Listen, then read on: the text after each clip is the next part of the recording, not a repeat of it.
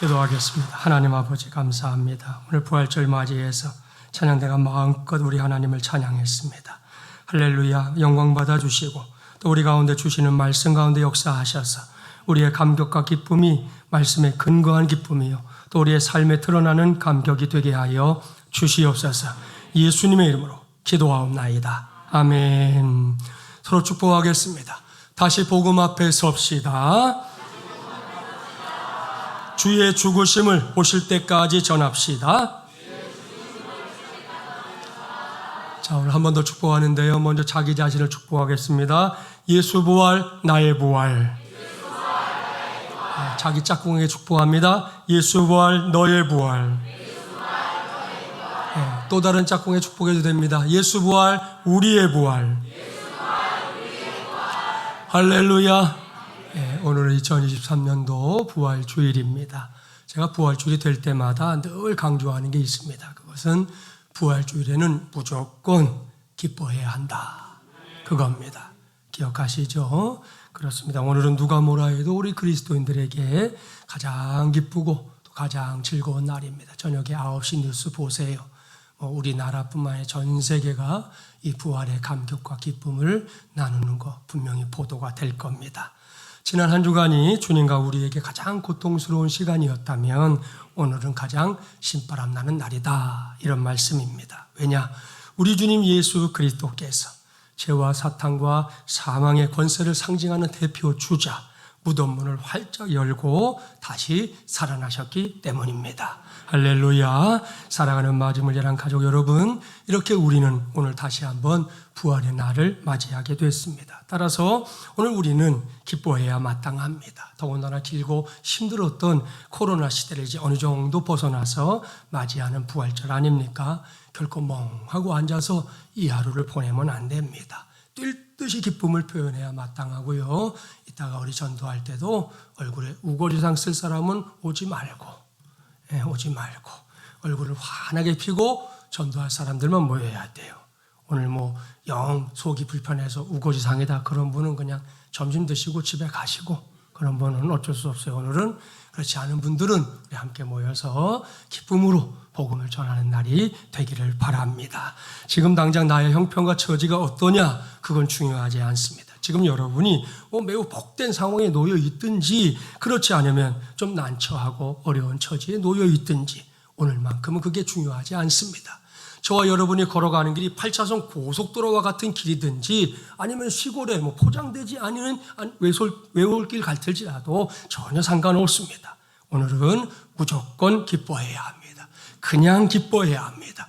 우리 주님 예수님께서 부활하셨다 하는 사실만으로도 얼마든지 기뻐하고 얼마든지 즐거워할 수 있는 날인 줄 믿습니다. 부활의 소곡이라고 하는 시에서 그러한 고백 찾을 수 있어요. 봄이 누운 산허리에 부활의 기쁨이 진달래로 피는 새벽, 당신을 모신 내 마음은 생명의 향기에 취해 먼 데서도 이웃을 부르는 천리향 꽃의 기도, 해마다 내가 죽지 못한 부끄러움에 얼굴을 못 드는 부활절 아침, 나는 죄인이어도 당신이 사랑이어서 또다시 살게 하는 찬미의 힘찬 노래, 거듭나게 하는 노래, 할렐루야 할렐루야 그랬습니다. 저는 오늘 말씀을 준비하면서 이 시가 목사의 마음을 또 우리의 마음을 대변해 주는구나 생각했습니다. 한 해 한 해가 우리에게 주어집니다. 올해도 벌써 4월 중반을 향해 가고 있잖아요. 이렇게 시간은 쏜살같이 흘러가는데 여전히 주님 앞에서 죽지 못하고 내 고집, 내 생각대로만 살려고 안간힘을 쓰고 있는 나 아닙니까? 그래서 지난 고난주간과 오늘과 같은 부활절 아침이 되면 그 주님 생각하노라면 아직도 죽지 못한 나의 못난 모습 때문에 왠지 모르는 부끄러움이 마음속 깊이 찾아옵니다. 그러나 기억하십시오. 이렇게 못난 죄인인데도 주님은 여전히 나를 그리고 우리를 사랑하십니다. 그리고 주님의 부활과 더불어 우리를 다시 살게 하십니다. 따라서 이 시인의 고백처럼 오늘 이 시간만큼은 힘찬 목소리로 주님을 찬양하는 오늘의 예배 되어야 할 줄 믿습니다. 이렇게 기쁨으로 시작하는 게 당연한 오늘은 다시 복음 앞에 13번째 시간입니다. 오늘은 빈 무덤의 신앙으로 무장합시다 라는 제목으로 하나님의 말씀을 전하도록 하겠습니다. 여러분은 지난 한 주간을 어떻게 보내셨나요? 저는 갑작스럽게 찾아온 이 감기로 인해서 이렇게 목소리가 잠겨버리는 바람에 그야말로 힘겨운 한 주간을 보냈습니다. 처음에는 특세 마지막 주간인데 큰일 났다 생각했어요. 그래서 병원도 가고 주사도 3일 연속 맞고 목을 관리한다고 나름 안간힘을 썼는데요. 그런데도 결국 마지막 이틀 동안에는 설교만 하고 찬송도 인도하지 못했어요. 제가 특세 사역을 시작하고 나서 처음 겪는 일이었어요. 그래서 처음엔 좀 당황스러웠고 수요일쯤이었네요. 목요일쯤엔 저녁에 막 화가 나는 거예요. 화가 나고 집에서 씩씩거리기도 했어요. 그런 와중에도 저 스스로는 나를 구원하기 위해 십자가를 지신 예수님을 더 많이 생각할 기회를 주시는구나 그렇게 생각했습니다. 무엇보다 말을 잘 못하게 되니까요. 생각을 많이 하게 되잖아요. 그래서 생각을 더 많이 하게 됐고 지금도 이렇게 불편한 소리를 여러분 들려드려 죄송한데 뒤로 가니까 조금 나아지더라고요. 그러니까 조금 있으면 조금 나아질 것 같아요. 그리고 지난주일 성찬 예식에 이어서 수요일 저녁에 드려졌던 순환절 예배를 통해서 예수님의 십자가 더 깊이 생각하게 되었습니다. 오늘 여기서 분명한 건 예수님께서 확실하게 돌아가셨다는 사실입니다. 예수님의 시신은 아리마대 사람 요셉에 의해서 그가 준비해 놓은 돌 무덤에 모셔졌습니다. 그 다음에 이제 오늘 우리가 읽었던 말씀이거든요. 본문 1절부터 4절 한 절씩 교독해 볼까요? 안식일이 지남에 막달라 마리아와 야고보의 어머니 마리아와 또 살로메가 가서 예수께 바르기 위하여 향품을 사다 두었다가 서로 말하되 누가 우리를 위하여 무덤 문에서 돌을 굴려 주리여 하더니 아멘. 자, 이 말씀을 잘 보세요. 어느새 예수님을 장사 지낸 지 사흘째가 됐습니다. 예수님을 늘 가까이에서 섬겼던 막달라 마리아, 야고보의 어머니 마리아, 살로메가 예수님의 시신에 향품을 발라드리기 위해서 이것은 그 당시 전통이었어요. 아침 일찍 무덤으로 가고 있습니다. 그런데 여인들에게 한 가지 고민이 보이죠. 그건 예수님의 무덤이 우리나라처럼 매장하는 무덤이 아니라 돌 무덤이었기 때문이었습니다. 당시에 예수님의 무덤은 큰 바위를 이렇게 파서 만든 무덤이었는데요. 지금도 이스라엘에 가면 종종 볼 수 있는 무덤의 형태 가운데 하나입니다. 문제는 이 무덤이 장정들의 힘을 동원해서 커다란 돌로 그 문의 입구를 막아야지만 장례가 마무리된다는 거예요. 그래서 무덤을 찾아가는 여인들이 고민하는 겁니다. 누가 우리를 위하여 무덤 문에서 돌을 굴려주리요. 이해되시죠? 자, 이렇게 이런저런 이야기를 나누다 보니 어느새 예수님의 무덤에 도착했어요. 그런데 그곳에서 여인들은 이해할 수 없는 일을 두 눈으로 목격합니다. 그것은 무덤을 막고 있었던 돌문이 이미 열려 있었다는 겁니다. 예수님의 무덤에 오기까지 오직 그게 고민거리였는데요. 막상 무덤에 와보니 고민할 이유가 없어진 겁니다. 하지만 이런 일은 분명히 상식적인 건 아니죠. 누가 봐도 이건 뭔가 잘못된 거 아닌가? 이런 생각을 할 수밖에 없는 상황이었습니다.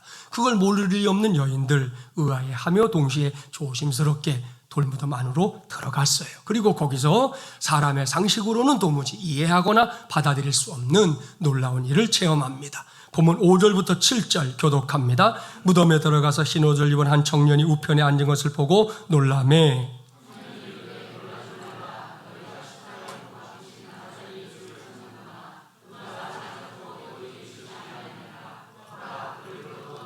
함께요 가서 그의 제자들과 베드로에게 이르기를 예수께서 너희보다 먼저 갈릴리로 가시나니 전에 너희에게 말씀하신 대로 너희가 거기서 배우리라 하라 하는지라. 아멘. 할렐루야.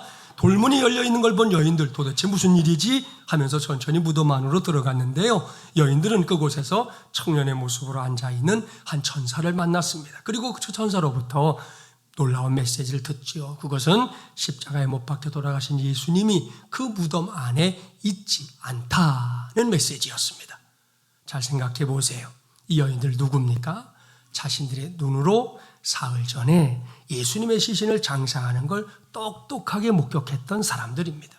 그리고 이른 아침에 굳이 이 시간, 이 새벽에 여기까지 달려온 이유 딱 한 가지잖아요. 예수님의 그 돌아가신 시신에 향품을 발라드리기 위해서. 자, 그런데 그곳에 다른 것도 아니고 예수님의 시신이 없다는 겁니다.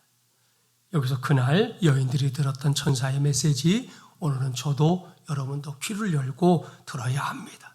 너희가 십자가에 못 박히신 나사렛 예수를 찾는구나. 그가 살아나셨고 여기 계시지 아니하니라. 보라, 그를 두었던 곳이라. 아멘. 여러분, 이것이 예수님의 무덤까지 찾아온 여인들에게 하나님께서 들려주신 음성, 곧 부활의 메시지고요. 2024년 부활주일인 오늘은 저와 여러분, 우리 모두가 들어야 할 부활의 메시지입니다. 그 음성을 전제하고 질문합니다. 우리는 이 놀랍고 신비한 일을 어떻게 이해해야 할까요? 우선 내가 이해가 돼야 믿든지 말든지 결정하지 않겠습니까? 그렇습니다. 이 땅에 살고 있는 모든 사람들이 알고 있는 것처럼 사람이라면 누구나 그야말로 단 한 사람도 예외 없이 세상에 한번 왔다가는 반드시 한번 떠나게 되어 있습니다. 그게 인생입니다. 이건 누구도 거역할 수 없습니다. 누구도 모른 척할 수 없습니다. 누구도 버틸 수 없습니다. 일찌감치 히브리서 9장 27절은 선언했습니다. 한 번 죽는 것은 사람에게 정해진 것이요 그 후에는 심판이 있으리니. 이것이 하나님의 말씀이 정의하고 있는 인생입니다. 저의 인생이고요, 여러분의 인생이에요. 또한 우리 모두의 인생 아닙니까? 그리고 그런 인생을 가장 진지하게 생각하게 만드는 곳, 시키지 않아도 그런 생각하게 되는 곳이 어디예요? 바로 무덤입니다. 그래서인지 몰라도 이 세상 어디를 가든지 사람들이 사는 곳이라면 언제나 어디서나 볼 수 있는 게 무덤이라는 거 다들 아시죠? 그런 무덤은 형태도 다양하고 형식도 다양합니다. 그야말로 어마어마한 무덤이 있는가 하면 소박한 무덤도 있거든요. 그렇다면 그 무덤에 대해서 여러분이 알고 있는 것은 무엇입니까? 제게는 무덤하면 꼭 떠오르는 게 있거든요. 그것은 저 아프리카 대륙에 있는 3개의 무덤입니다. 이제부터 하나씩 사진을 보여드릴 건데, 아프리카 대륙은 보다시피 이 직삼각형 모양을 하고 있지 않습니까? 자, 근데 신기하게도 이 직삼각형의 3 꼭지점마다 우리가 가봐야 될 무덤들이 떡하니 자리를 잡고 있다는 거예요. 먼저 오른쪽 꼭지점, 이집트입니다.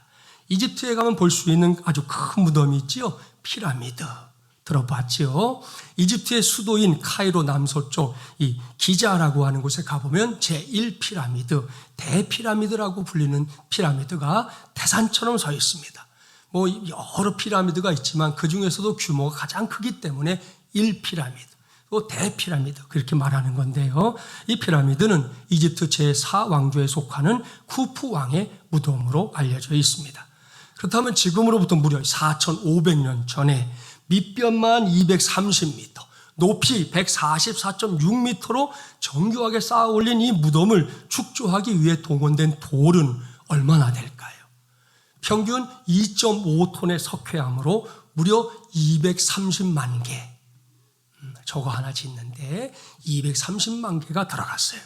그러니 사람이 사람을 위해 만든 인류 역사상 최대의 무덤이다 하는 명성, 절대로 헛된 거 아니죠. 혀를 내두를 지경이에요. 자, 그러나 그 내부로 들어가서 이제 미로와 같은 복도를 거쳐 왕의 묘실에 들어가 보면요, 그곳에는 파라오의 시신이 없습니다. 사람들에 의해 발굴됐기 때문이에요. 그 대신에 텅 빈 묘실 한쪽 벽에 써 있어요. 1818년 3월 2일 벨자니. 붉은 페인트로 써 있는데 뭐겠어요? 저 피라미드를, 묘실을 발굴해내고 파라오의 시신을 가져간 사람의 이름과 날짜를 쓰고 있는 거지요. 그러니까 무슨 말입니까? 벨잔이라는 사람이 그 시신마저 이건 내 거야 하고 가져갔다는 거예요. 파라오가 살아있었다면 아마 엄청나게 열을 받겠죠. 자, 두 번째는 아프리카 대륙의 제 왼쪽 꼭지점에 해당하는 나라로 가봅니다. 모로코. 모로코의 수도인 라바트엔 아프리카 대륙에서 가장 아름다운 무덤으로 불리는 모하메드 5세의 영묘가 있습니다. 이 영묘라는 것은 내부 출입이 가능한 구조와 형태의 묘를 말해요. 대개 무덤을 한번 덮어버리면 끝이잖아요. 못 들어가야 되는데 의도적으로 드나들려고 만든 무덤이라는 겁니다. 사람들은 그러한 모하메드 5세의 영묘를 가리켜 아프리카의 타지마할이다 부릅니다. 그만큼 아름답고 대단하다는 거예요. 모하메드 5세는 프랑스로부터 모로코의 독립을 되찾은 민족의 영웅입니다. 그가 타계한 뒤에 왕위를 계승한 아들 핫산 2세가 아버지를 위해서 지은 게 바로 저 영묘인데요. 1999년 7월에 타산한 핫산 2세도 유언에 따라 자신의 시신을 저 안에 안치했습니다. 영묘에 들어가 보면 발코니를 통해서 아래층 바닥 한가운데 조금 아까 보셨던 중앙에 모하메드 5세의 웅장한 관이 먼저 보이고요. 그 정면 왼쪽에는 핫산 2세의 관이 있고요. 또 오른쪽으로는 젊은 나이에 운명한 핫산 2세 둘째 아들, 현재 모로코 국왕이 모하메드 6세인데 그 국왕의 동생의 관이 각각 자리를 잡고 있는 걸 볼 수 있습니다. 사진으로도 우리 확인할 수 있지만 영묘 내부의 구조나 또 모자이크로 장식한 벽을 보세요. 또 샹들리에 등등을 보면 얼마나 아름답고 화려한지, 만약 관들이 보이지 않는다면 이건 죽은 자의 무덤이 아니라 살아있는 왕비의 내실 정도로 착각할 만큼 아주 화려하고 아름답습니다. 자, 마지막으로 아프리카 대륙 맨 아래쪽에 있는 꼭지점 가볼까요? 소수 백인이 경제를 독점하고 있는 남아프리카 공화국. 전체 국민의 14.7%에 불과한 백인이 전 국토의 90%를 차지하고 있는 나라입니다. 이 나라의 원주민, 그러니까 흑인들은 절대 다수가 경제력이 빈민 수준이에요. 그래서 모여서 빈민촌을 이루고 살고 있는데요. 그 빈민촌 부근에도 사람들의 무덤이 있을 거 아니겠어요? 그 공동묘지들이 있는데 이 수도 프리토리아 부근의 흑인 묘지와 백인 묘지를 이렇게 둘러보면 그야말로 기가 막힌다는 거예요. 왜? 흑인 묘지는 묘지라고 부르는 것 자체가 민망할 정도로 황폐해 있습니다. 무성한 잡초와 쓰레기 투성이에 변변한 비석 하나 없는 그런 공동묘지이기 때문입니다. 코로나 시대에는 더더욱 비참했어요. 근처에 있는 백인 묘지에 비하면 흑인 묘지는 차라리 쓰레기장이라고 부르는 게 더 낫다. 그럴 정도입니다. 사랑하는 마중을 예난 가족 여러분, 여기서 이 세 개의 무덤을 잘 생각해 보세요. 세상에서 가장 거대한 무덤인 이집트의 피라미드, 아프리카 대륙에서 가장 아름답다는 이 모로코의 모하메드 5세의 영묘, 너무나 황폐하고 초라해서 마치 쓰레기장 같은 남아프리카 공화국의 흑인 묘지, 이렇게 세 종류의 무덤, 얼마나 대조적입니까? 그러나 여기서 우리가 반드시 알아야 할 게 있죠. 그것은 엄청난 외형적인 차이에도 불구하고 이 세 가지의 무덤들은 본질적으로 동일한 것이다, 이겁니다. 그렇습니다. 무덤의 본질은 다른 게 아니에요. 죽음입니다. 호화찬란하든 형편없든 간에 무덤은 오로지 죽음을 위한 공간이고 죽은 자를 위한 공간이지요. 그리고 세상살이를 할 때에는 뭐 이런저런 차이가 있었는지 몰라도 죽음 자체에는 아무런 차이가 없습니다. 그렇습니다. 당장 우리 가운데도 거대한 피라미드처럼 대단한 인생의 주인공이 있을 수 있잖아요. 그러나 그렇다고 해서 죽음이 그 사람을 피해가느냐? 아닙니다. 우리 중에는 이 세상에서 가장 탁월하고 뛰어난 외모를 가진 사람이 있을 수 있어요. 그러나 그렇다고 해서 죽음이 그럼 그 사람을 몰라보느냐? 아닙니다. 결코 그런 일은 일어나지 않습니다. 우리 중에는 하루 세 끼 벌어먹고 사는 게 너무 힘든 게 고역인 사람들도 있을 수 있잖아요. 그래도 마찬가지입니다. 그 사람에게도 죽음은 여전히 찾아올 수밖에 없는 인생 최후의 손님, 무엇보다 인생 최고의 공평한 손님입니다.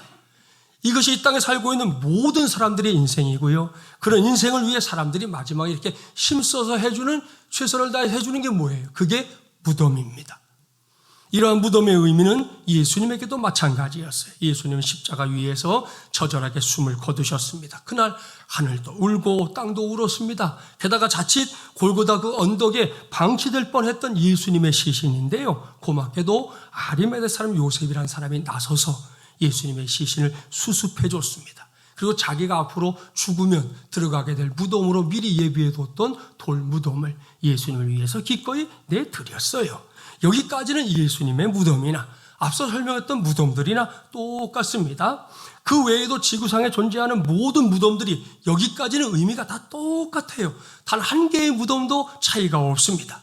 그러나 예수님을 장사 지낸 후 사흘째 되던 날을 주목하십시오.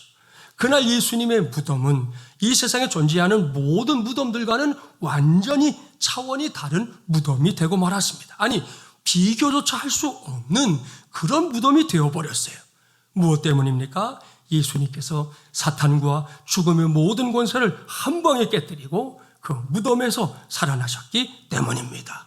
할렐루야, 놀렐루야. 이것이 사실이기 때문에, 이것이 역사적인 진리이기 때문에 그때부터 오늘날에 이르기까지 예수님의 무덤은 이 세상에 존재하는 모든 무덤들과는 분명히 질이 다른 무덤으로 알려져 있습니다. 여기서 사진을 더 볼까요? 작년 초에 우리 교회에서는 2년 동안 준비해서 이스라엘 성지에 가보자 광고했고요.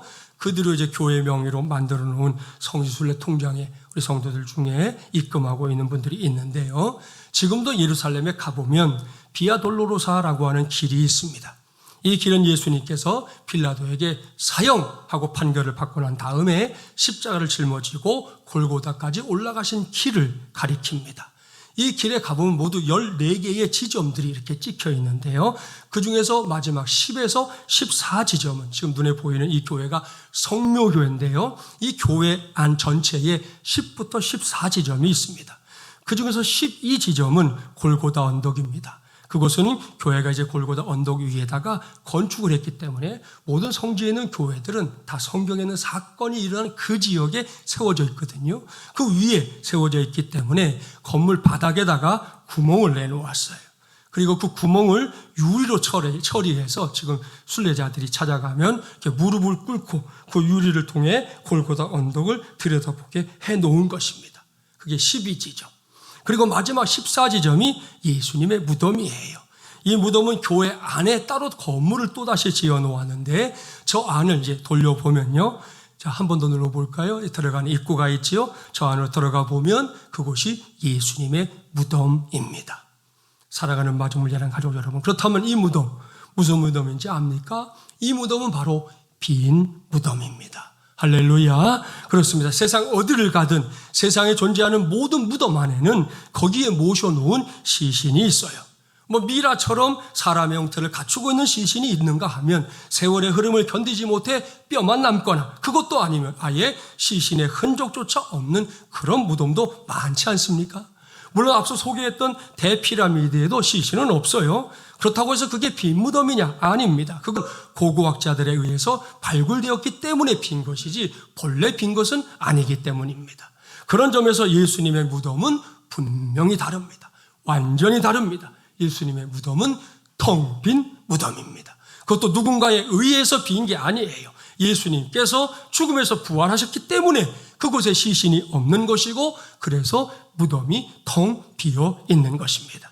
이를 놓고 어떤 사람들은 예수님의 제자들이 훔쳐갔다는 도적설을 주장하기도 하는데요.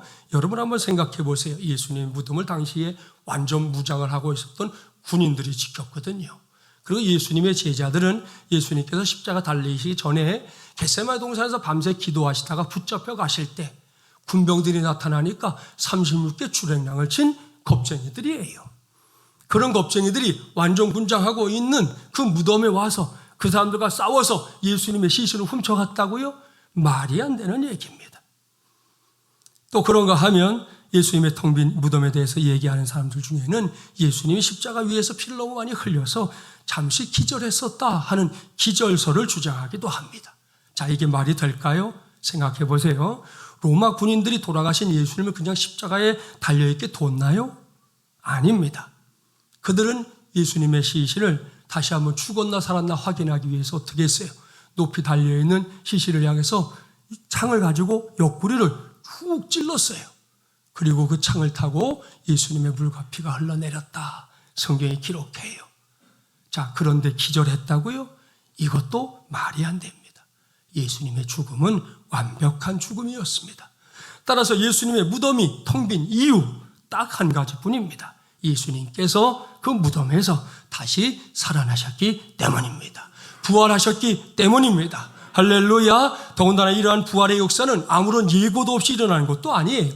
예수님께서 공생애를 사실 때 이미 여러 번 말씀하셨어요. 마가복음 8장 30절 31절 말씀 교독해 볼게요. 이에 자기의 일을 아무에게도 말하지 말라 경고하시고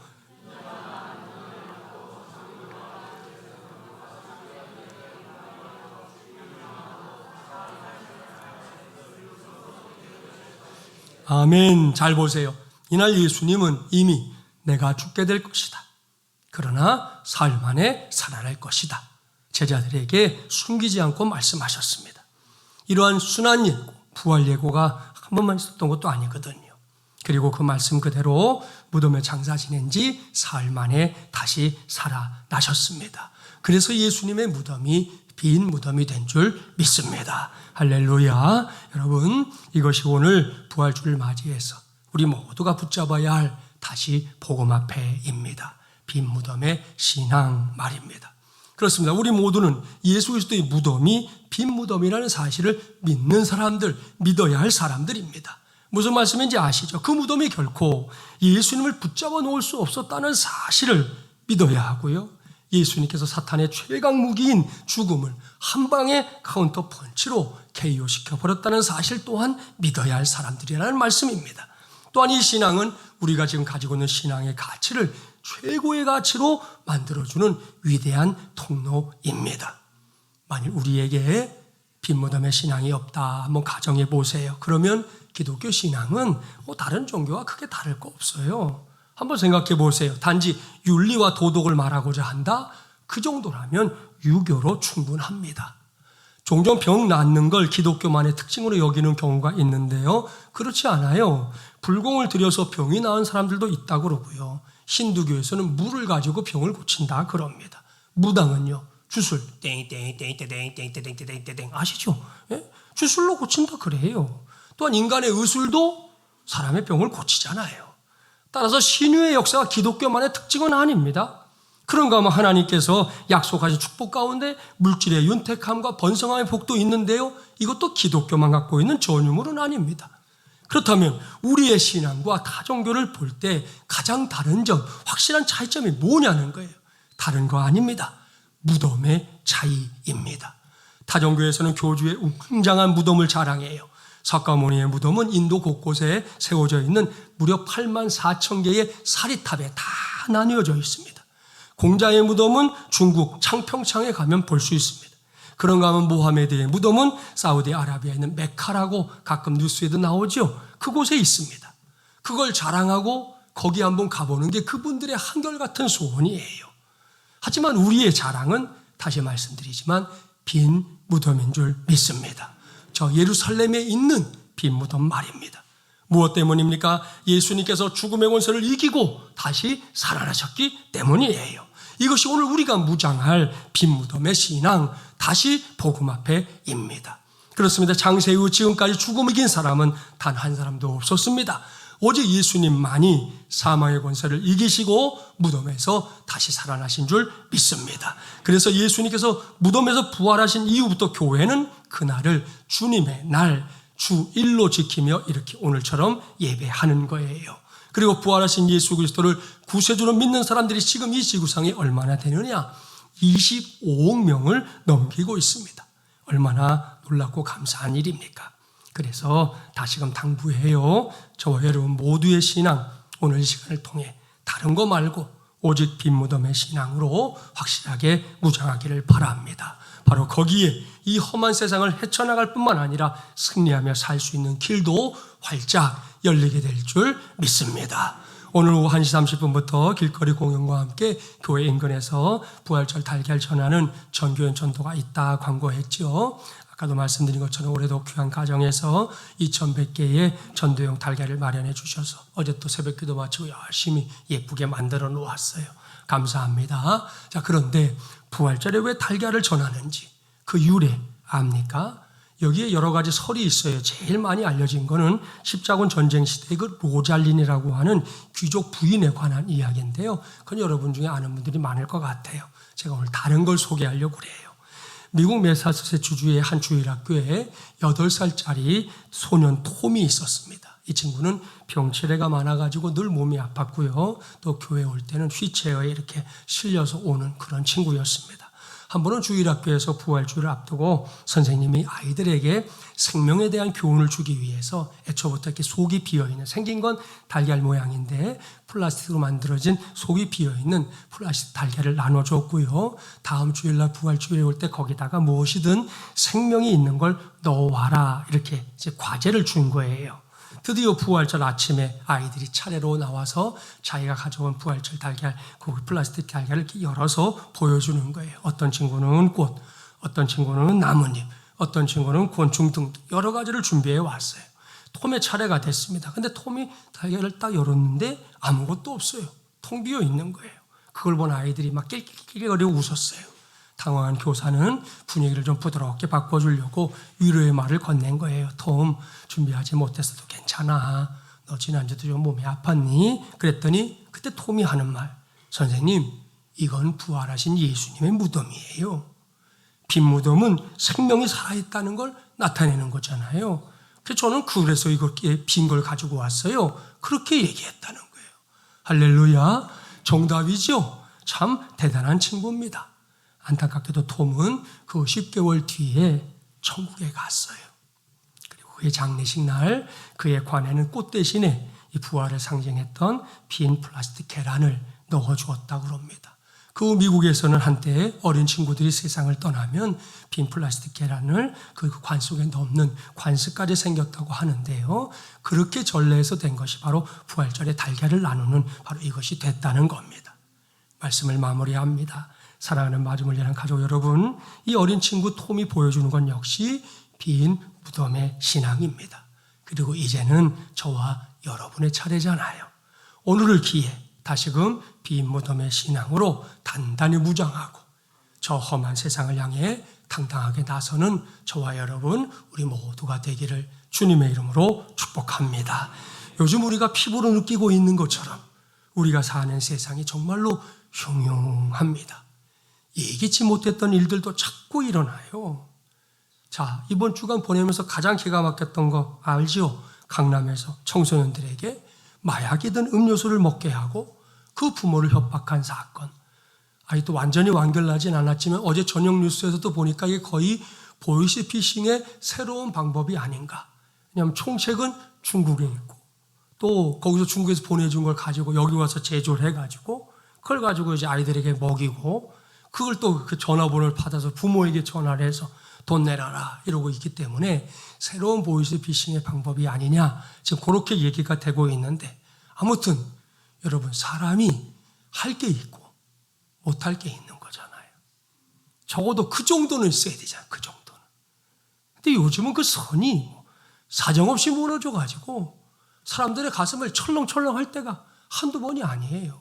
그럼 마약이라는 게 한 번 자기가 알든 모르든 이게 몸에 들어가면 중독이 생기면 해결하는 게 보통 어려운 게 아니잖아요. 근데 이걸 아이들을 대상으로 학원가에서 100개를 돌렸다고 그러니 이게 기가 막힐 노릇이잖아요. 이렇게 상상조차 할 수 없는 일들이 벌어지고 일어나는 세상입니다. 철렁거리는 일 많고 뭔가를 예측해 본다는 것 자체가 두려운 시대가 됐습니다. 앞으로 또 어떤 일이 우리를 놀라게 할지 우리 아무것도 몰라요. 그래도 이 시간 여러분 모두에게 담임 목사가 확신에 찬 당부를 합니다. 힘들겠지만 그래도 걱정하지 마십시오. 웅크리고 있지 마십시오. 두려워하지도 마십시오. 왜? 우리에게는 부활하신 예수님이 있기 때문입니다. 그러니 일단 여러분 딴 생각은 접어두세요. 주님께서 오늘 다시 복음 앞에 서고자 하는 우리 모두에게 붙잡게 하시는 이 빈 무덤의 신앙으로 자신을 단단히 무장하기를 바랍니다. 그래야 할 때 우리 모두가 모든 상황 속에서 반드시 승리하는 하나님의 자녀들 될 줄 믿습니다. 나아가서 세상의 거센 풍파 역시 당당하게 맞서서 이겨내는 우리 마주물리는 가족들이 되기를 주님의 이름으로 간절히 축원합니다. 기도합시다. 전능하시고 자비로우신 하나님 아버지, 2023년 부활주일을 우리에게 허락하시고 이 시간 하나님의 말씀에 귀를 기울이게 하시니 감사합니다. 하나님 아버지, 오늘은 우리 성도들 모두가 죄와 사망과 사탄의 권세인 무덤문을 깨뜨리시고 부활하신 주 예수 그리스도로 말미암아 무조건 기뻐하고 무조건 감사하고 무조건 행복한 날 되게 하여 주시옵소서. 이를 위해 간절하게 구합니다. 우리 모두가 빈 무덤의 신앙으로 철저하게 무장할 수 있도록 성령이시여 도와주시옵소서. 이 세상에 존재하는 무수한 종류와 형태의 무덤들이 다 주인들을 여전히 갖고 있지만 우리 주님 예수 그리스도의 무덤은 예수님의 부활로 인해 텅 빈 무덤이 됐다는 사실을 확실하게 믿고 깨닫는 성도들 되게 하여 주시옵소서. 그러한 부활의 능력으로 여전히 흉흉하고 답답한 세상, 종종 우리의 발목을 붙잡고 낙심하게 만들고 지치게 만드는 세상을 향해 당당하게 나서는 우리의 성도들 되게 하여 주시옵소서. 그래서 오늘 이 우리의 입에서 좌절, 실패, 절망, 낙심, 염려, 근심이 떠나게 하시고 우리 모두와 우리 마지막을 예배한 교회가 이 시대와 역사 속에서 예수 그리스도의 살아계심을 증거하는 증인들 되도록 역사하여 주시옵소서. 이 모든 말씀 부활의 첫 열매가 되신 우리 주님 예수 그리스도 이름으로 간절히 기도하옵나이다. 아멘.